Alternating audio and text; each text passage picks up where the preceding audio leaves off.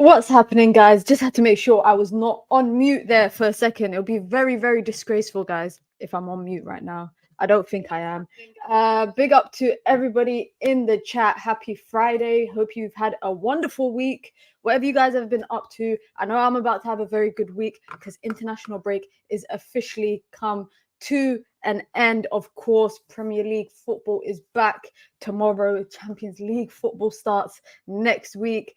If you're not in Champions League, guys, fun fact, Manchester United, men and women. Manchester United is the only team that the men and the women's are both in European football this year. They are both in Champions League football. Fun fact that we can start off the stream with, of course. Big up to everybody in the chat. Like I said, I hope you have had a wonderful week. I hope you've been enjoying the sun and the warm weather that we've had over the last couple of weeks in the UK. But like I said, football is back, and of course it's not Manchester United. It's not a normal day, guys. It's not a normal day if there isn't some sort of Manchester United stuff. Erik ten Hag had his press conference today, gave us some news updates about expected players that are available tomorrow, and of course it's Brighton versus Manchester United, which we're going to talk about. And obviously the big elephant in the room, the biggest of them all, Jadon Sancho being, I would say, banished from the first team. Big up to everybody in the chat. As always, shout out to Eric Reed, says big up Queen Mina. Big up to Ak, who says big up everyone, and Mina, who's the second best FIFA player at UV. That's big hater vibes. Big hater vibes. Shout out to Mike. Big up to Nuru. I hope you're having a good Jum'ah as well. Big up to Adam in the chat. A lot of you guys in the chat. Big up to Ahmed. Shout out to Austin, says, what a horrible day, but glad to have a mini stream and a great game ahead. Of course, we're going to get into it because tomorrow, big game. I think it's a big run of games actually coming for Manchester United. Of course, we've got Brighton tomorrow. We've got Bayern Munich away midweek on Wednesday. Then we've got Burnley the following week. Then we've got Crystal Palace back-to-back Carabao Cup and then Premier League. There's a lot of games, a lot of run of games coming up. And then we've got Copenhagen somewhere there for Champions League. But I think big eyes and attention is on this weekend against Brighton. Brighton have started the season well. Manchester United not so much. Although I would say Brighton started well, but they were given a whooping by West Ham. So I guess there's an argument to be had there. But if we look at the instance of specifically focusing on Manchester United, I think Erik ten Hag has a lot to prove. I think Paul Merson on Sky Sports today saying that if Manchester United lose to Brighton and Bayern Munich, then, questions need to be had about Ten Hag. I don't know. I want to hear what you guys think about that. But specifically looking at tomorrow's fixture, I think one thing that makes me feel a bit confident is that we are playing at Old Trafford. If we were going away to the Amex Stadium, it's a completely different picture. I think Bruno Fernandes is coming off a good international break. I mean, he had a hat trick of assists midweek for Portugal, albeit it was against I think it was like Luxembourg or something. But still, assists are not easy to get. Assists are not easy to get, so we have to give him respect for that. Rasmus Højlund got some minutes under his belt for his national team. Even like the squad players like Hannibal Mejbri got some time for Tunisia. So it'll be very interesting to see. But like I said, I think we'll start with the biggest part that kind of impacts tomorrow's game, and it's the right-hand side. I've seen conversation, literally like the amount of dialogue and discourse I've seen surrounding Manchester United's right-hand side coming into the next couple of games has been endless all week. And you know what? Jadon Sancho, we're going to have to talk about that situation as well, because of course there's news that he's refused to apologize to Erik ten Hag. And, even in today's press conference, I was watching it on Sky, the questions that he was being asked, and of course a lot of it was surrounding Jadon Sancho.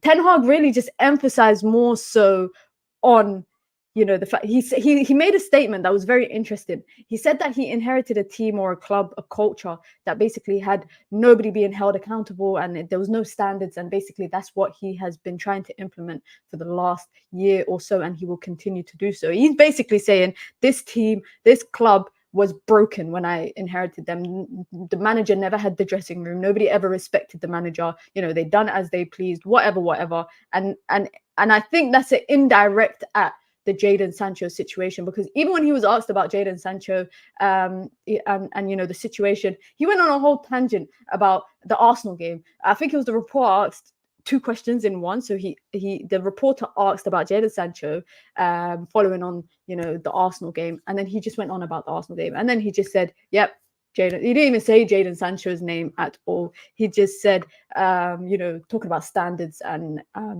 implementing standards and having some sort of accountability across the team.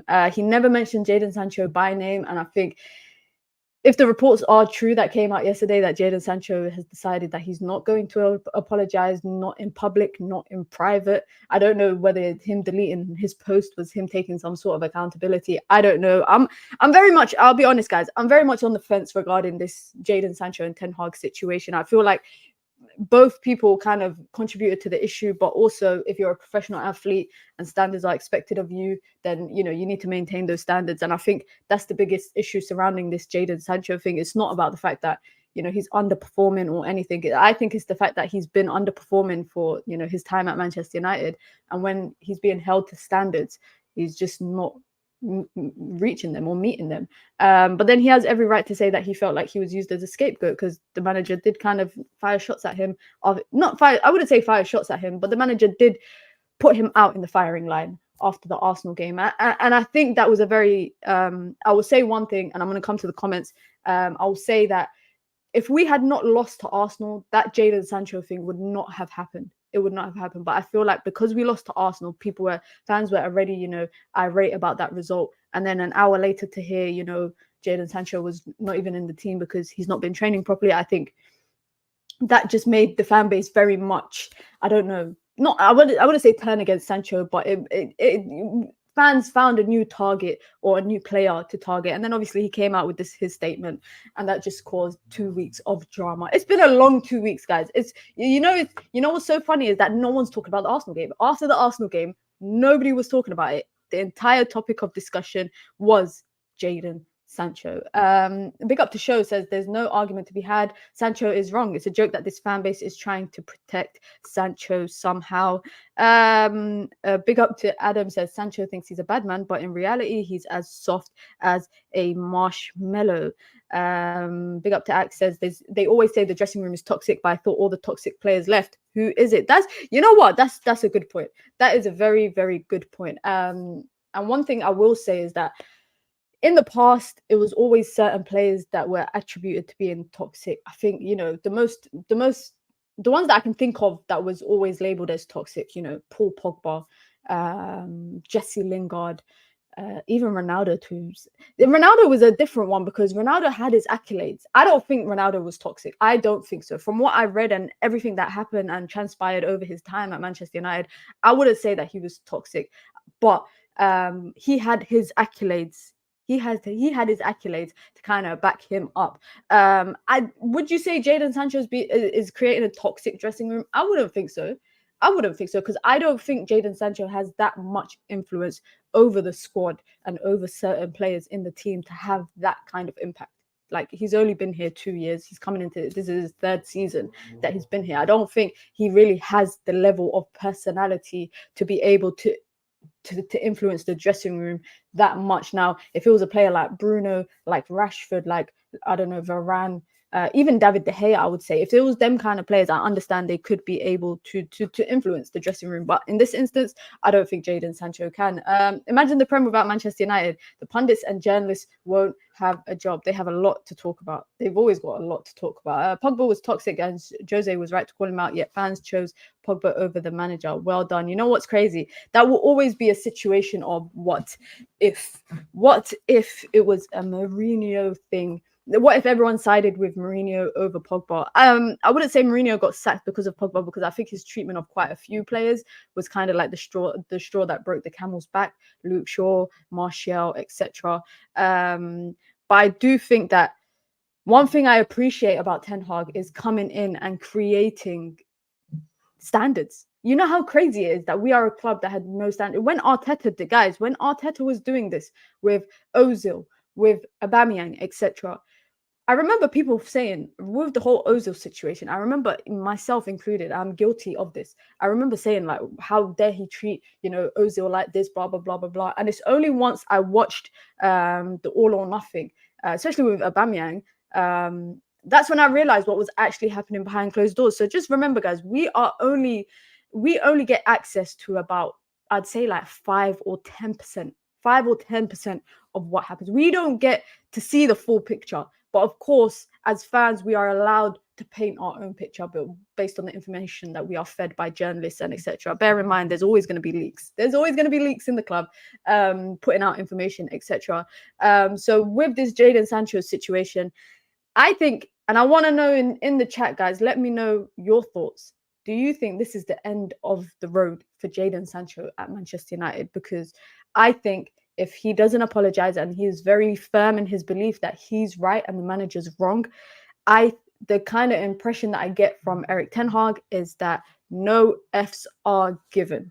No Fs are given. Guys, one of my friends keeps calling me. Give me a second. Yo. Yeah. She lives on the one-way road in front of my mom's house. Allah, I'm on stream.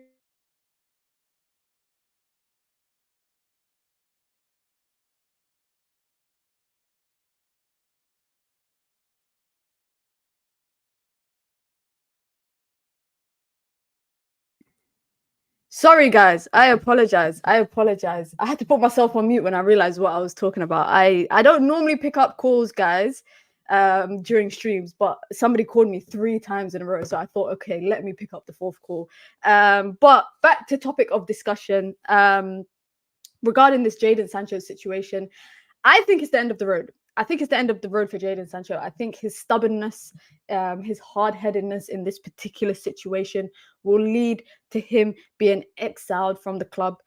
January, Manchester United will definitely, I think, just want to just cut ties. And not only, I wouldn't say make an example of him, but I feel like once the player and the manager start to clash, there's no coming back. I don't think there is no coming back. I think unless, like I said, Jadon Sancho apologizes, which is what the manager expects and the manager wants. Unless he apologizes publicly, privately, or whatever, I don't see any and you know what? I think also Manchester United have accepted that in this case, they are making an L in terms of buying a player for this much money and just losing him for basically nothing, because really and truly his price has depreciated over the last couple of years at Manchester United. Borussia Dortmund lucky to get the amount that they did get for him. Not gonna lie though, he was a very one thing we have to accept, guys, is that Jadon Sancho at Dortmund was levels. And I think we should actually have a conversation about why is it that players who come to Manchester United in a certain period, last 10 years or whatever, they just decapitate, if that's even if that's even the right term to use. There's so many players that have come that have been good, then just turn to crap and then leave, and that's it. I think we should actually have a conversation about that. Was it ever right for us to buy Jadon Sancho? I don't even think so. And I remember when we were linked to him the year before we actually brought him, and we were meant to buy him. Remember the year before he actually came. I remember having a conversation with some of my friends, United fans as well, and I was saying that buying Jadon Sancho makes no sense. He doesn't fit. I don't see him working in whatever Manchester United system. At the time, it was the Oli system. I was like, I don't see him working. If we get a winger, I would like, some speedy winger. Like, that's what I want. And I was just like, he's a good player, but where would he fit in? Where would he fit in? And I remember it was even similar to Jack Grealish when he was at Villa. We were talking about whether we should get Grealish. And I was like, where would Grealish fit in? I don't know if at the time he was made for the system that Manchester United had. Of course, as a result, Erik ten Hag has his own system now. And Jadon Sancho really and truly is probably one of the players that just doesn't fit into it. Doesn't. Shout out to Clyde. Big up for your comments saying, if Sancho stands his ground, then yes, he will be out. However, this highlights the disintegration of professionalism with the influence of social media. 100%. I think social media era plays a big part of it.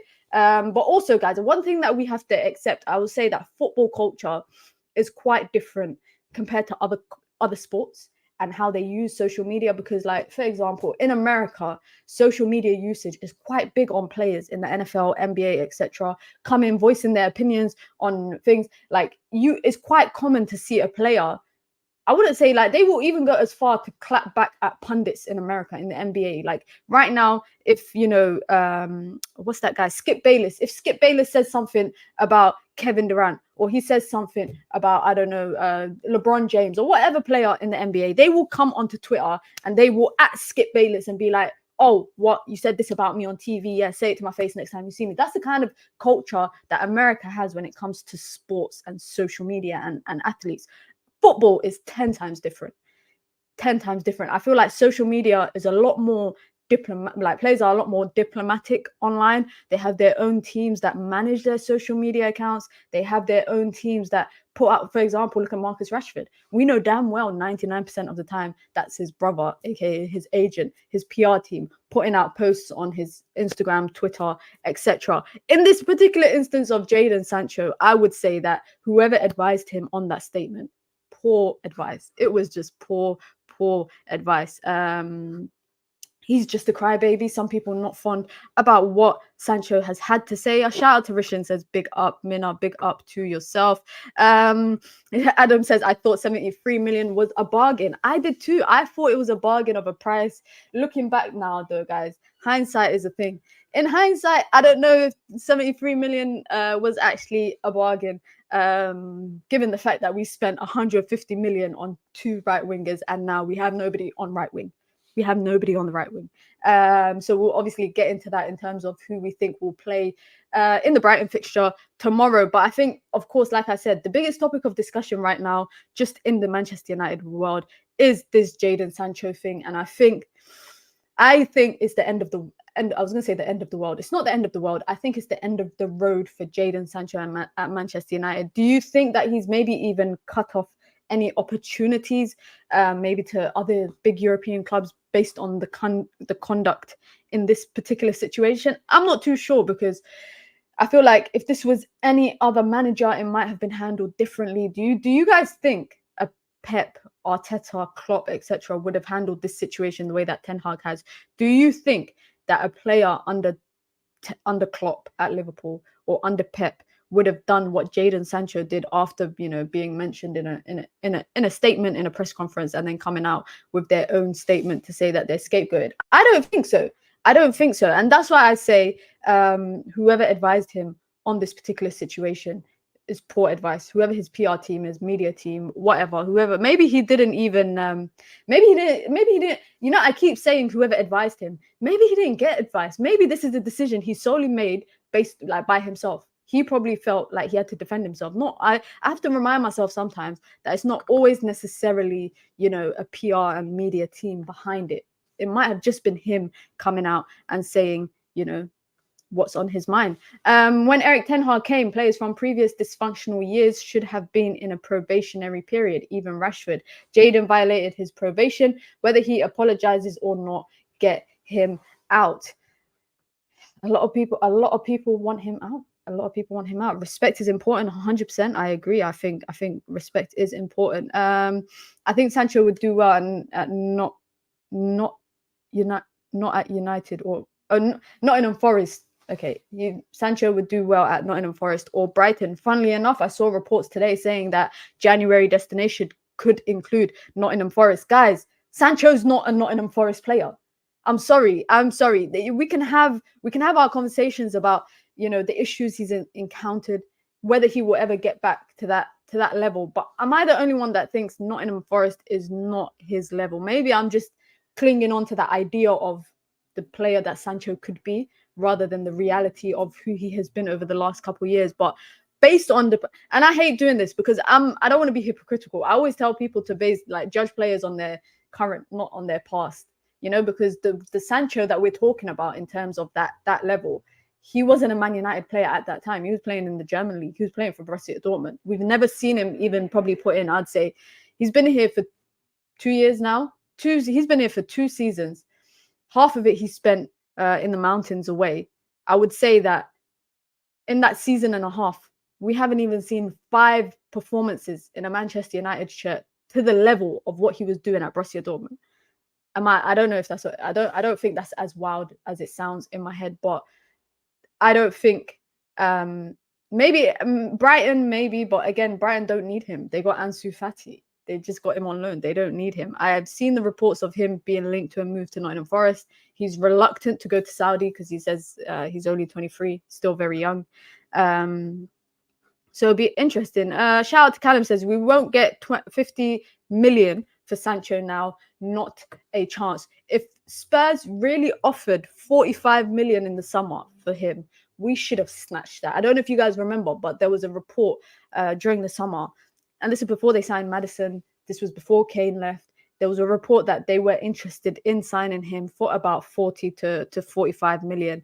We should have snatched that, guys, and ran for the mountains. We should have took it and ran. If they said cover the difference between whatever wage we're giving him and the wages that he has, pay that. I don't care. Just take it, because now we would be lucky, I think, with this situation. And this is solely based, guys, on the situation that's at hand right now. This is not based on Sancho's ability, his ceiling. This is not based on anything of that. This is solely based on his time at Manchester United and this particular situation with Erik ten Hag and Jadon Sancho. I think we would be very lucky to get anything near 35 million, because clubs are probably looking at this situation thinking, okay, if we sign him, there's risks. He could, have some altercations with the manager. This does not look good on his, I would say, personality.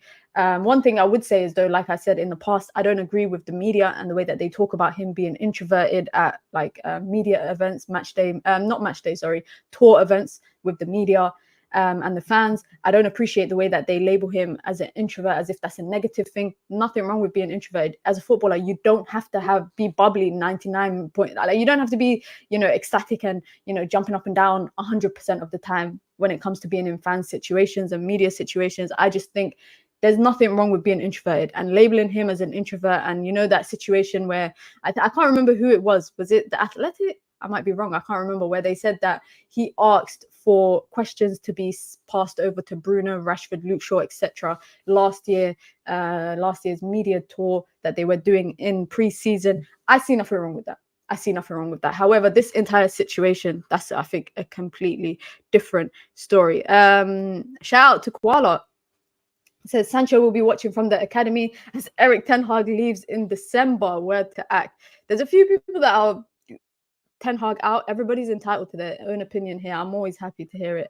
Shout out to Clyde, says, I agree. I think there's a general consensus from France and American athletes about Skip Bayless is the same. I don't think many take him seriously. I get the point, though. Big up to Austin, says, look what has happened with Felix. We didn't know anything, but he got the coach gone and still wants to leave them. I think one thing I will say is that I'm sick and tired of player versus managers stuff at Manchester United, especially under Ten Hag. And also, guys, am I the only one that thinks that Ten Hag has had to deal with a lot of nonsense? I'm looking at everything that's transpired since he's taken over, and I'm like, this guy can't catch a break. Every 3 months, he's got some sort of issue. That he has to deal with. This wouldn't have been a discussion 10 years ago, but because with Player FC now and Social Media FC, these overpaid eggplants are protected by these social media obsessed kids. Social media, I think, is a big part of it. I always wonder if clubs do social media training when it comes to players, and do they encourage players not to post much on social media? Do they encourage because players always post, I don't know if you realize, on Instagram, players will always post after a win. They will always, glad to get the 3 points, but after a loss, not so much. Some players don't even post a lot about their private life when they go away. Is very rare. So I wonder, I always wonder sometimes if clubs are now encouraging players not to do that. Social media and player power are a problem in our club. Everyone is releasing a statement, including mothers. Oh my God, thank you for bringing this up. Because obviously there's been big discourse surrounding Southgate, Harry Maguire. His mom's come to his defense. Jude Bellingham's dad agreed with his mom and posted it on Twitter saying, well done, I support you guys, whatever. Everywhere I look, every day, Manchester United statement. I've lost count, guys, of how many we've probably had more statements this season than we've played matches. I'm not kidding, guys.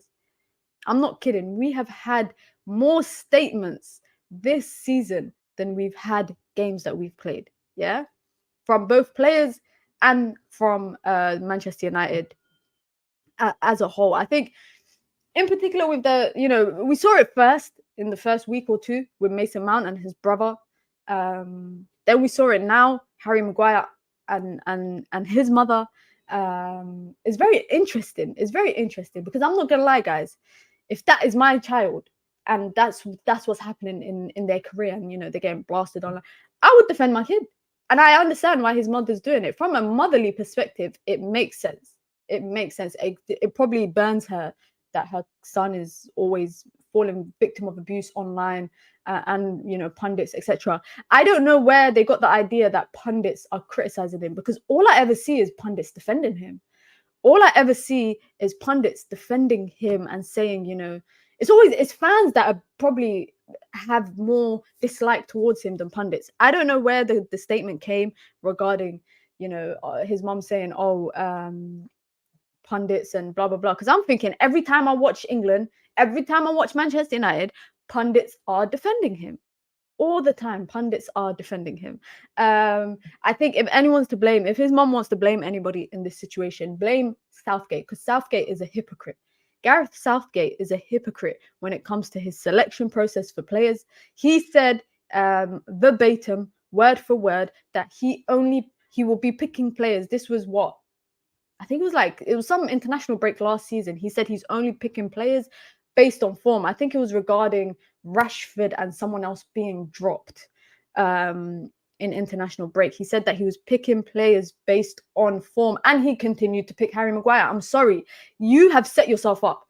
If you were true to your word, the reason why you keep leaving Raheem Sterling at home is because of form. If you are staying true to your word, which in some way he is, because he is picking some players on form. He finally picked Tomori only to have Maguire come on instead of him. But if he was true to his word, Harry Maguire would never have to put up with any of this, because Harry Maguire would not be at international camp. He would not be at international camp having to deal with all of this stuff. Big up to Koala says, Ange is a better man manager than Erik Ten Hag. Everyone plays for him. Damn, that's a bit harsh. Jadon is a world-class talent with an amateur league mentality. He's always been a risk. He's done this at every club. Some of you lot not happy. Actions speak louder than words. He should have proved Erik Ten Hag wrong on the pitch and training ground. Busy running is his mouth more than he runs on the pitch. One thing I will say is that he's not going to apologize. Jadon Sancho is not going to apologize, because he probably genuinely feels like he is in the right. He's not wrong. He probably and this is, you know what, guys, as a person, put fan, all of that stuff aside for now. But as a person, yeah, do you know how delusional you have to be? Because I do this sometimes, guys. I don't know if you lot ever do this, but I do it sometimes, especially when I'm arguing with my siblings, for example, where I know I'm wrong, but I'm going to keep arguing to the death of me, because I am not saying that I'm wrong. I'm going to keep saying that I'm right. I could be telling them, yep, the sky is black outside, and I will argue it to my grave, because the one thing I will never do is apologize to my siblings for being wrong in a situation. Whatever, yeah? That's Jadon Sancho right now. But in this instance, Jadon Sancho, this ain't your sibling. This ain't your friend. This is your place of employment. This is your boss. This is your manager. The people that pay your bills, the people that pay your wages. You can't be that stubborn. I think in a work instance is always the time where I will apologize. At home, never. I will not apologize to my siblings. But at work, I will apologize if I've done something wrong, or if I feel like so for example, if I feel like I'm in the right and somebody proves, gives me XYZ as to why whatever I've said or whatever I've done is wrong, I'll be like, okay, cool, my bad, innit? My bad, cool. But in this instance, Jadon Sancho ain't saying sorry. He will not be saying sorry. Erik Ten Hag was warned by LVG. He made his bed here. Sancho is on him. Anthony is on him as well. He was his player. Ronaldo is on him.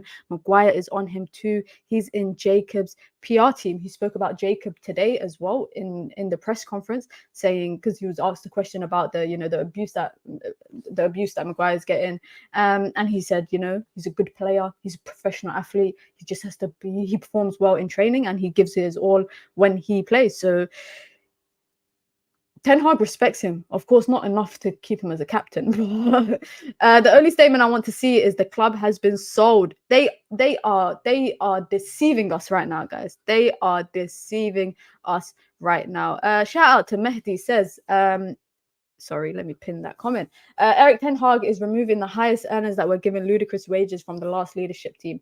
Eric Ten Dad is just cleaning the house. I mean, he did get rid of David De Gea, did get rid of Cristiano Ronaldo, Jadon Sancho next up. I think Bruno earns a lot, Casemiro as well. But those are, Bruno ain't going anywhere. And of course, Casemiro is one of his signings from last summer. So I do hear that. I do hear that. I know everyone is entitled to their opinion, but it's obvious there's very little effort from fans to take time to properly analyze situations before commenting. Emotion is driving decision making 100%. That's why, not just in the instance of like these kind of situations, but guys, on match days, I like to review this. I like to do a stream reviewing the game, not straight after the game. I don't know if you guys realize, a lot of the time content creators, YouTubers, etc., they will go live hour, 30 minutes after the game. I always like to take at least a few hours and get one more rewatch in, because otherwise your opinion is always just fueled by emotion. So in the instance of a loss, it's fueled by emotion. In the instance of a win, is fueled by emotion. Whereas if you want to have like a logical conversation about it and about the review, then obviously it's always best to give it a few hours, because, you know, you just don't want to be, once you're fueled by emotion, it's kind of logic goes out the window. Jacob says he can't hear feedback and has nothing to prove. Then why is his mom coming out? His mom's just doing what any mom would do. I would do the same. United players are soft when things go against them. They drop their heads and they do capitulate off the pitch. Mount and Maggie are soft too, having family members commenting publicly. Guys, I'll be honest. If any of my family, if I had a cousin that's a footballer, if I had a sibling that's a footballer, if people are cussing them online, I'm going to be cussing them back. Like, these are just putting statements out. I would be doing what Garnacho's brother's doing. That's what I would do. That's exactly what I would do. Let's get on to, of course, previewing the game tomorrow. I think it's a 3 p.m. kickoff. And I think the biggest, of course, topic of discussion is that Jadon Sancho thing and who would start on the right-hand side. Now, I've been having conversations about it with a lot of people. I don't know how I feel now about Pellistri on the right-hand side. I'm not too sure how I feel about that. I feel like throwing him into the starting lineup, especially when that position is somewhat up for grabs for, you know, at least the next month, at least the next 3, 4, 5 games. I think throwing him into the lineup, immediately starting, whereas, you know, bringing him on 25, 30 minutes per game, I don't know how I feel about that. But again, I'm very firm in my belief, guys. I'm very firm in my belief that Rashford and Bruno Fernandes should not be displaced to accommodate to other players. Rashford on that left, Bruno in that central. That's it. Right-hand side, Garnacho, Pellistri, whoever it may be. But leave Rashford on the left and leave Bruno Fernandes in the middle, because I feel like when you displace them and put them into, you know, a different position that they don't like to play, their impact becomes minimal. Not even minimal. Their impact becomes non-existent. It becomes non-existent. And, you know, and I call me dramatic, guys. I feel like we need to pick up some form. I feel like, do you guys remember there was a time last season after the World Cup where we were going on a run of games, and I just felt like going into every game, I felt like we were going to win it because we were in form. It's only really after the Carabao, after the Barcelona game, I'll say, you know, that inspiration or whatever started to dip. That's it. But every game I was going into it thinking, yeah, we can win this. And it's all because we picked up form at a decent time. We picked it up just as the World Cup ended. I think we need to pick up form now, especially with the run of games. Come October, September obviously is important because we've got like 4 games in September. Then we've got a few games on October before the international break. And then after the international break, we've got Manchester City, the first part of the Manchester derby this season. I'm sure a lot of people are looking forward to that. So if there was a time for us to pick up form, it's really now, especially with Champions League starting. Bayern Munich away from home next weekend, Brighton this weekend, On the right-hand side, I would go with Palestri, but I would understand why Ten Hag doesn't.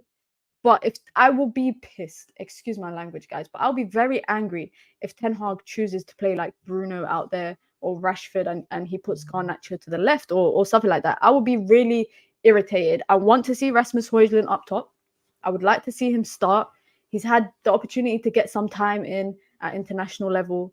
So maybe we should be able to see him. Mason Mount are still out injured. Sofyan Amrabat obviously picked up a knock. This is what happens when you don't train with when you go on strike from training, when you're at Fiorentina, you're more prone to injury. Picked up a knock with Morocco, came back and is not fit. So I definitely don't think he will be starting, which is annoying because it would have been nice to see him and Casemiro start together ahead of Bayern Munich. Don't even know if he'll be fit for Bayern Munich. We don't even know. You do have a cousin who's a footballer, Isaac. Isaac is not my cousin, guys. Stop saying that. We don't even look alike. Palestri won't start, but I'm sure he will come on and impress. Big up to Ahmed says Brighton away form is poor. We must win tomorrow.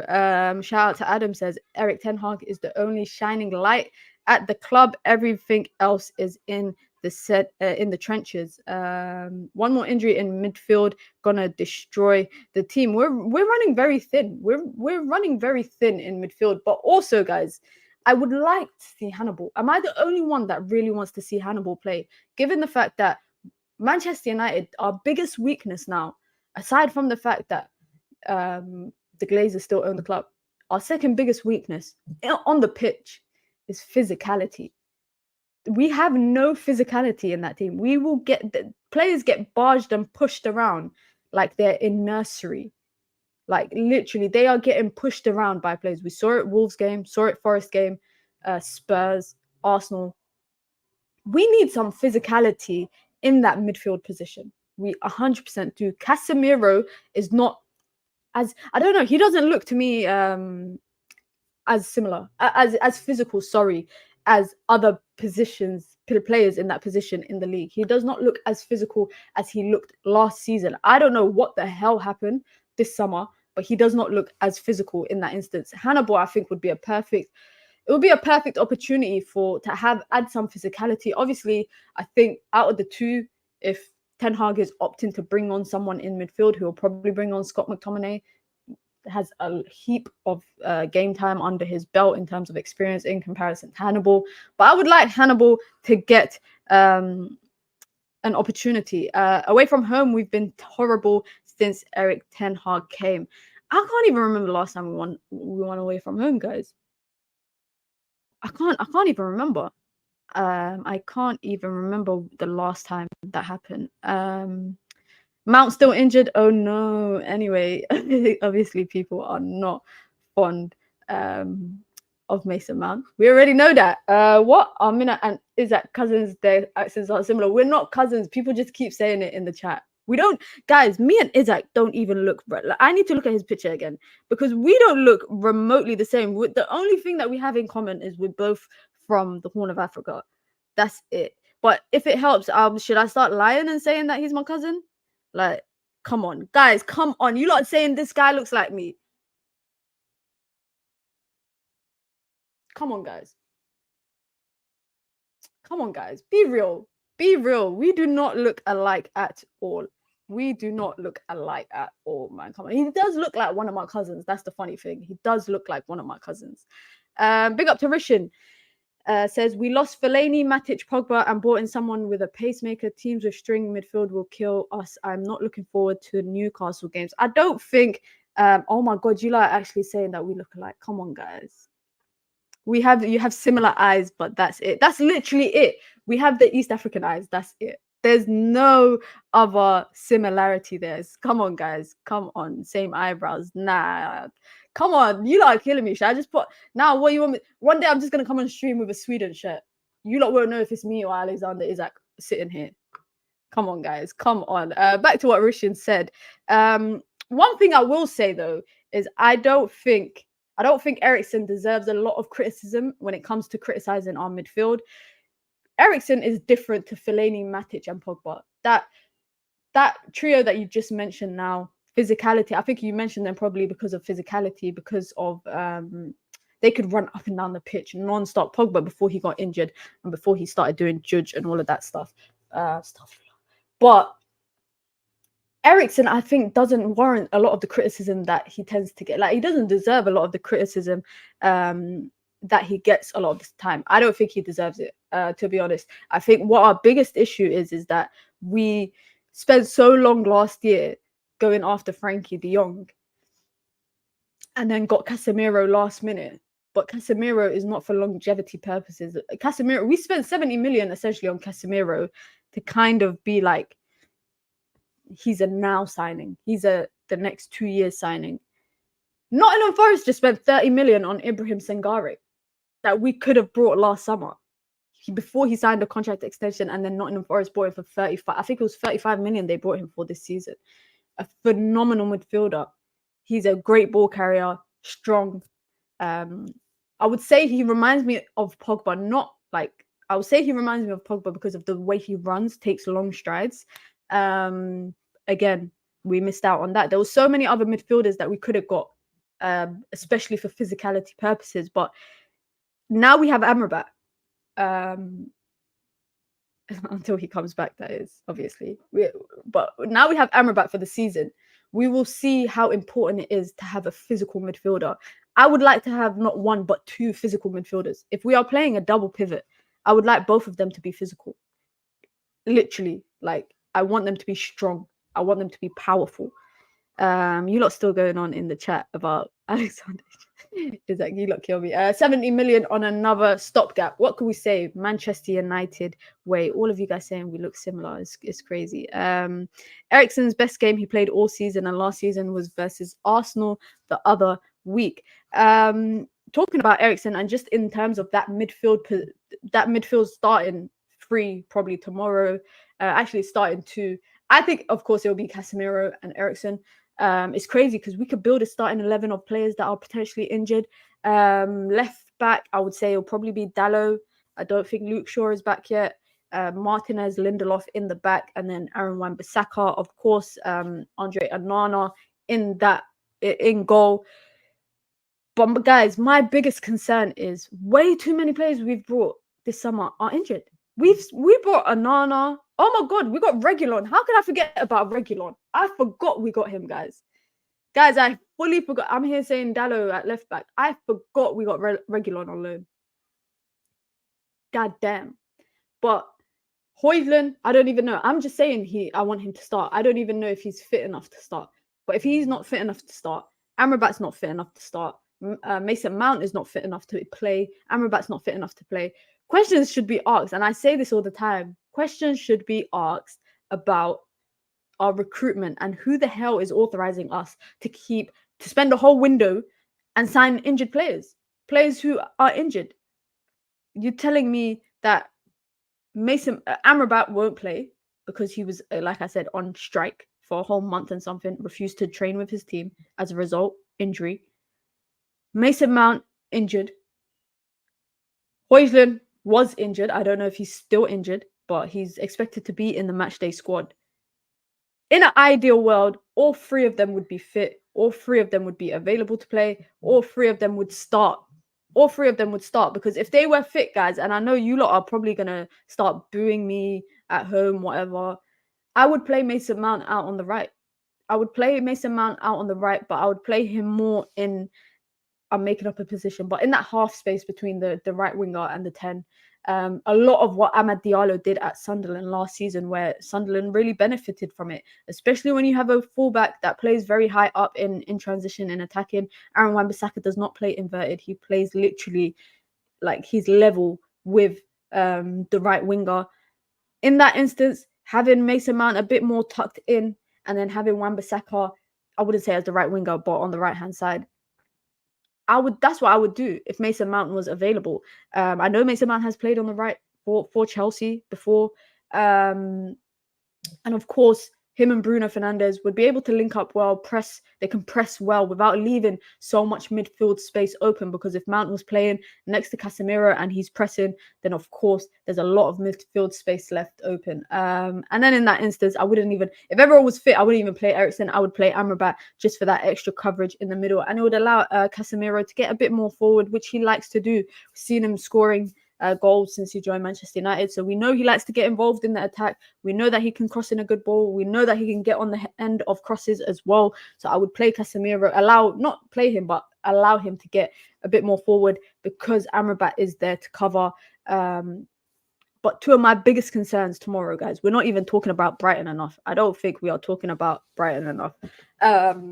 Is Brighton's team, the players that they have available, of course, Ansu Fati, Ferguson, Matoma, Solly March, Pascal Gross. Who's that little midfielder guy? I forgot what his name is. He plays in the 10 role for them, but he's really good. Obviously, like I said, Evan Ferguson for me, scary hours. Manchester United already apparently interested in signing him next summer. Brighton already know that they're going to break the transfer fee in the Premier League again with another player of theirs in Evan Ferguson, but I'm worried. And Ciso, thank you, Show. He's really good. I think I got him in my FPL as well. But I will say that front line or that midfield and attack is scary. It's scary. For physicality, it's scary. For technical ability, it's scary. For fitness levels, these are players that run. We know they run. We know they run non-stop. Manchester United do not look fit. We do not look like a fit team this season. I don't know what happened in pre-season. I don't know if they worked on fitness levels, but we do not look fit. Gets to 65 minutes and it looks like everybody's gasping for air and players can't run anymore and they are tired. So that is one thing that scares me. Do I think we can get a result tomorrow? I think we could get a result. I might be delusional. You lot might think I'm crazy. Let me know in the chat, guys, what you lot think regarding tomorrow's scoreline, and most importantly, if you think we could win. Eric Ten Hag signings, making the club signings look good. Koala does not like Eric Ten Hag. We know that. I know that. I hope everyone else knows that. John Murto works from 6 a.m. to 10 p.m. That's a lie. He works from 7 a.m. to 10 a.m. That's what he does. Work from home life. Also, who is allowing injured players to go on international duty? That's a good question. Rasmus Højlund going out. I don't know how to feel about that, because he's a guy that was reportedly injured. Had a knock, whatever, but was allowed to go out on his international break with his national team. I don't know about that one. I do not know about that one. Lack physicality, but spent 55 million on Mount. Make it make sense. Of course, Mount, for me, always be a questionable signing. But guys, I'm gonna get behind the kid. I'm gonna at least give him a season. And I know a lot of you guys say that. I said I would give him a season, and someone said to me, I don't need a season to know he can't play in this team. And I get it. I hear it. But I'm just trying to be optimistic. I can't help but be optimistic for any player. You know, we signed Weghorst, guys. There's a video, somewhere on the World Wide Web when we signed Wout Weghorst, and I said we could get, a good loan spell of Wout Weghorst would be about 10 to 15 goals all competitions. Brother didn't even score once in the Premier League. He did not score once in the Premier League. But sometimes I'm just a very optimistic person. I like to give people the benefit of the doubt. I like to give players the benefit of the doubt. And I'm a firm believer that you should judge a player based on their time at your club rather than their time at other clubs, which is why I'm a bit more harsher on Jadon Sancho than I am on Mason Mount, because Jadon Sancho has not performed a long time for Manchester United, a few seasons now, whereas Mason Mount only been here for He came in the summer. So Jadon Sancho, I don't judge him based on his time at Borussia Dortmund, and I won't judge Mason Mount on his time at Chelsea, despite the fact that there was a time where he was player of the season there. Despite that fact, Højlund moving like Braveheart on international duty. Tomorrow is the first test for this new look United. The thing is, it's not even a new look United, because we still got the same players are still unavailable. Varane still unavailable. Mason Mount still unavailable. Sofyan Amrabat unavailable. We have no right wingers. We had Jadon Sancho, Anthony. Manager said today he does not know when Anthony will be back, so he does not know about that. It could be all season, guys. It could be half a season. It could be a month. We do not know. So it's not really, I wouldn't say it's a new look United, but I do think it's a very we do know it's a very important game for Eric Ten Hag, mainly because of the Sancho situation. All eyes are on Ten Hag. All eyes, pundits, press, everybody are looking at Eric Ten Hag in this situation because they're probably looking at it like another player falling out with the manager, another situation with a player. Is the manager the problem now? Is it really the player, more than once? Come on, that can't be a coincidence. So a lot of eyes are on Eric Ten Hag right now. Like I told you, Paul Merson was on Sky today saying that if we lose to Brighton and Bayern Munich, all eyes will be on Ten Hag, and if he's the manager for the job. Shout out to Kadeem, says, hello, Mina, how are you? I hope you are well, Kadeem. Congratulations. I heard Everton finally got sold. 94% stake was sold to, I can't remember who it was, but I hope that's what you wanted. Everton got some interesting games coming up. They got some interesting games. They can bring on Enciso, Fati, Lamptey off the bench. We can bring on Garnacho. We can bring on McTominay. We can bring on Harry Maguire. We can bring on Hannibal Mejbri. Who else can we bring on? I can't. Our bench is running thin. Guys. Our bench is running thin. Big up to Warren, says, yo, Mina, I hope you are well. Big up to yourself, Warren. Shout out to Lil Yo-Yo, says, hey, Mina, I have to drop a thumbs down for Amrabat not being available. That is a big, big thumbs down. A player I know you're looking forward to seeing tomorrow at Old Trafford, and I was looking forward to seeing them as well play for Manchester United. But it is what it is. Someone mentioned Dan Gore in the comments. We already know Austin is a big fan of Dan Gore, mentions him at every given opportunity. But guys, predictions for tomorrow. I think we can win. I'm going 2-1 Manchester United. I will be very angry, guys. I will be very angry if we get smoked. If we get smoked, I will be fuming. But again, I'm optimistic. I'm hoping the Old Trafford crowd got something for Brighton. Can push the team, push the players, playing at home. Like I said, I'm more optimistic when we play at home. No matter who it is, I'm always more optimistic. And Brighton, for me, look good this season, but also counter-attacking football, guys. They got their asses, excuse my language, but they got their asses handed to them by West Ham in counter-attacking football. Now, I don't know if Brighton will have majority of the possession or Manchester United will. I'm not too sure about how all of that is going to go. But one thing I do know is that we cannot let what happened with Wolves. And what I mean by that is players just dribbling through us.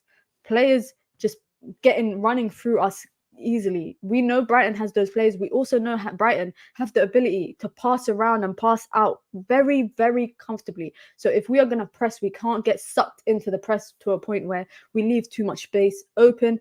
Rashford, Højlund, I want them to start to connect. We got Anthony Martial as well, guys, who's fit. He's not injured, not on the injured list. So obviously he's available. Could start with him, I think, maybe, and Højlund come on, or vice versa. Obviously, I was very impressed with what Højlund was able to do. But I think defensively, Lindelof and Martinez have to have their A game. When they come out of that tunnel, they head screwed on. They need to have their A game, because Evan Ferguson and that front line of Matoma, Solly March, Pascal Gross, etc. We need a game performance. We need a game performance, loss or a draw. It's peak if Mina's saying we can bring on McTominay. My bad, guys. I'm just stating the obvious. I can't believe people are questioning Eric Ten Hag. What is up with people? The only positive is that we are at home. We are the counter-attack kings. Brighton's ownership recruitment further highlights why we're cautiously optimistic when approaching almost every game. While we have fans blaming Erik ten Hag, again, take the time to think before commenting. Martial, she said, come on, guys. Martial looks like a new man. Guys, Martial looks like a new... Did you guys not see Martial turned up early to training? He turned up at 8:56 a.m. and was seen leaving at 9 a.m. because training was not until later that afternoon. New man. He's a new man. He's turned up to training so early. He probably... It's so funny because that just shows the fact that he probably didn't even read whatever time training was on that day, and he just turned up early. And also, if training is at 9 a.m., why the hell are you turning up at 8:56? I love when... I don't know if you guys see it, but clubs do it as well. I like content that clubs put out, and I think it was like Villa did it last season. They were like, oh, team meeting. So this was before a game on TikTok. They were like, oh, team meeting is called for 11:30 a.m. Let's see what time people turn up. And they record people as people are walking in, players are walking in. Meetings are at 11:30 a.m. Players are turning up at 9:45, 10 o'clock. Some players obviously turn up 11, 11:15, etc. You have to be there by 11:30. I guarantee you guys, if Manchester United did that, Jadon Sancho's late. He's late to the meeting. Martial's turned up 2 minutes beforehand. I think the players that would probably be early, and I mean like if a team meeting is called for like 3 p.m, I think Bruno will be there at like 1. I think Lisandro Martinez, I think Wan-Bissaka, those are the kind of players that will be there quite early for the meeting. But I definitely think Anthony Martial will turn up a few minutes before. Rashford would hopefully learn from his mistake last season and be early. Jadon Sancho will probably go to the wrong room and use that as a reason to being late, when he didn't go to the wrong room. He was just late. Evan Ferguson is injured, Minot. Let me look at the squad.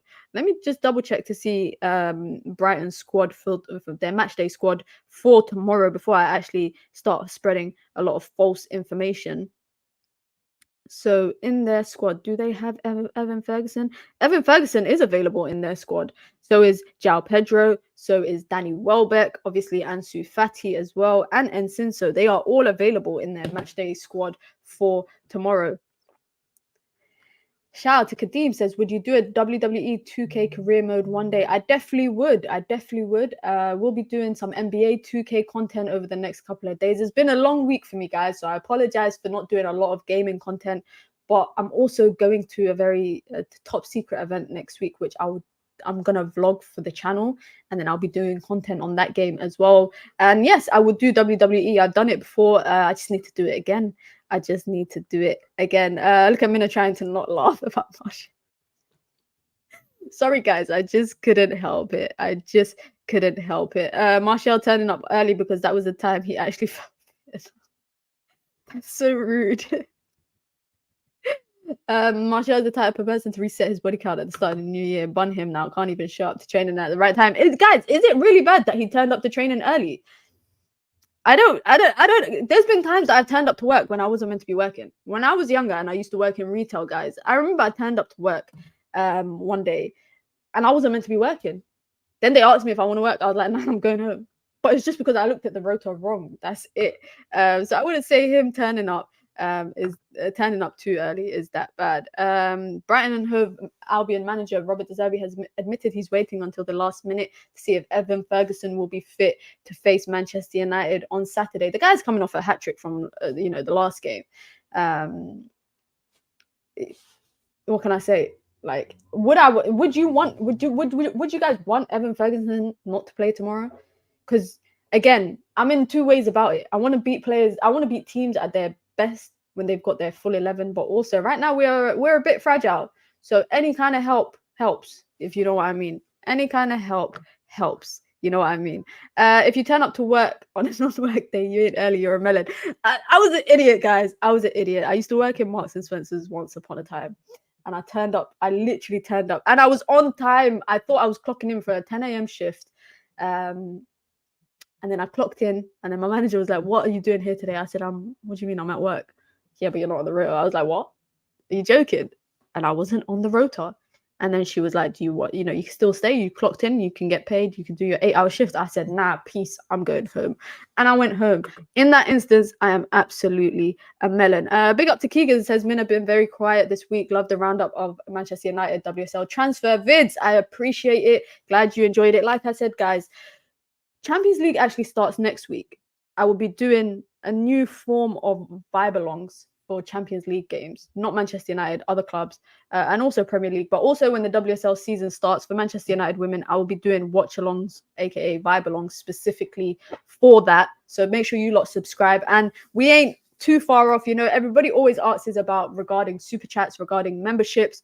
I'm not too far off from the goal to get to YouTube partner, which is why I need to do a lot more streams. So maybe I think maybe in the next 10 or so streams, I'll be able to put out memberships, of course. So make sure you lot subscribe. Make sure you lot subscribe. I've got a lot of content coming, like I said, behind the scenes footage, trying to get some player interviews on here as well. And just a load of content, guys. A load of content. But big up to Keegan, of course. Mina worked at M&S. Which store did you work at? I can't give that away. If I say what store I worked at, then you would know where I'm from. It's a bit too obvious. But I worked there predominantly during Christmas periods. I worked there 2 Christmas periods. And then I got moved to another store a couple months later, and then I quit because I just was not made for working in retail. Big up to Clyde. Says, while Martial can't be trusted to remain fit, we're right for thinking that at least he's making the effort to be punctual. He's trying, knowing his position. Some players who are fit need his attitude. 100%. Guys, just before I wrap it up, drop in the comments scoreline for tomorrow. Of course, either tomorrow night or Sunday morning. I will do what we learned from game week 5 stream. So depending on the result, I think most likely if I do it tomorrow night, it will be like 10 o'clock in the night time. I hope that's not too late. And if that's too late, then I'm happy to do it Sunday during the daytime, because I'd love to hear what everybody thinks of the result. But of course, drop in the comments, guys, what you lot think the result will be tomorrow. Like I said, I'm going with a 2-1 Manchester United. I think we can win. I think Rasmus Højlund's going to get his first goal. And I think it will be Bruno Fernandes. I'll say Bruno Fernandes is going to get a goal. Man United 1, Brighton 2. Show thinks that United are going to lose. Big up to Warren, says United 2-0. Come on, boys. Listen, this is the energy we need, guys. This is the energy we need. Big up to Lil Yo-Yo saying United 2, Brighton 1. Lil Yo-Yo, go. I dare you to do a fan cam after the game on United. I dare you. I triple dare you. I double dare you. I triple dare you. United deserve better. Glazers out. Glazers out. Big up to Najib, says 3-1 United. Shout out to Koala, says Evans own goal. Good stream, Mina. Thank you very much for sticking around this long.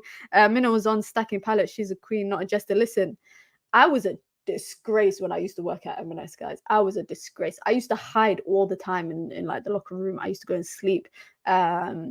I used to go wander around. It was in a shopping center. I used to go wander around. My friends worked in other shops, so we just used to meet up. We used to go hang out in Costa, McDonald's, whatever. And a lot of the time, and I worked in the clothing department, but during Christmas they used to put me on the foods department, and I used to say, if you put me on foods, you can't put me near the fridges because it's cold, and if I'm on tills, you have to give me a chair. And I always got my way. Listen, working in retail, guys, it's not for the faint-hearted. That's all I have to say. It is not for the faint-hearted. The only good thing that came from working there, it was good pay, and I used to get, I think it was 30% discount. So I was eating good. You know, M&S is a bit bougie when it comes to some of their clothing. They used to have nice little bathrobes. Their towels were amazing. The menswear had a lot of good clothes, so like ties, shirts. I used to buy things for my dad and whatnot.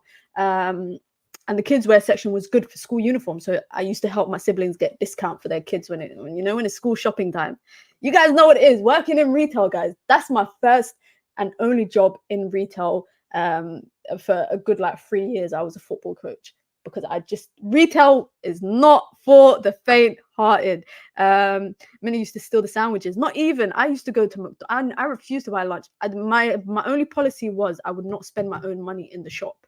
I would spend other people's money in the shop. So if my siblings ask me to buy them stuff, if my parents, if my aunties, cousins, if they ask me to buy them stuff, I will buy it with my discount.